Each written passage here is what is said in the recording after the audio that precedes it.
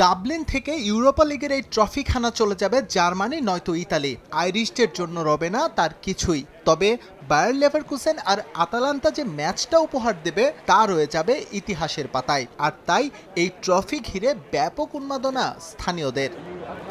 ঐতিহাসিক ডাবলিন ক্যাসেলেও লেগে থাকবে ইউরোপা লিগ ফাইনালের স্মৃতিচিহ্ন, কারণ ফ্যান ফেস্টিভ্যালের পুরোটাই হবে এখানে। ডাবলিন অ্যারেনায় জায়গা হবে ৫১,০০০ দর্শকের। তবে ধারণা করা হচ্ছে এই ম্যাচ ঘিরে স্টেডিয়ামের আশেপাশে সমাগম হবে লক্ষাধিক দর্শনার্থীর।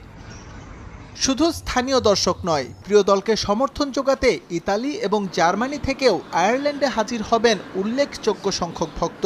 আয়োজকরা ধারণা করছেন এই সংখ্যাটা কমপক্ষে হতে পারে ৩০,০০০। তাদের যাতে কোনো ধরনের সমস্যা না হয় তার জন্য সর্বোচ্চ প্রস্তুতি আছে ডাবলিন প্রশাসনের।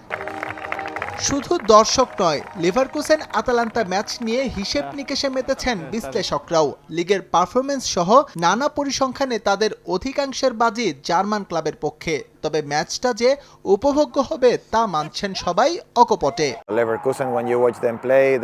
আপনি যখন লেভারকুসেনের ম্যাচ দেখবেন ছন্দ খুঁজে পাবেন, এটাই ওদের আসল সৌন্দর্য।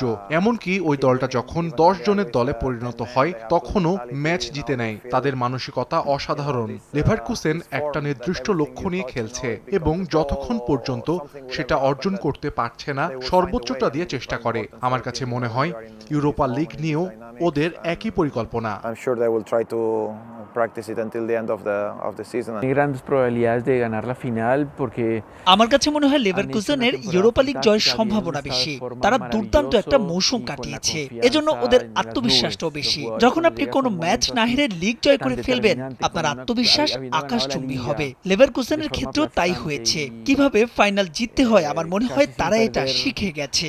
o sin perder un partido en la temporada vienes con un grado de confianza muy alto. এদিকে দর্শকের সুবিধার কথা মাথায় রেখে ডাবলিনে বিনামূল্যে চলাচলের সুবিধা রেখেছেন আয়োজকরা। বিমানবন্দর থেকে ম্যাচ ভেন্যু ও আশপাশের এলাকায় যাতায়াতের ক্ষেত্রে এই সুবিধা পাবেন বিদেশি দর্শক। এস এম ইকবাল, সময় সংবাদ।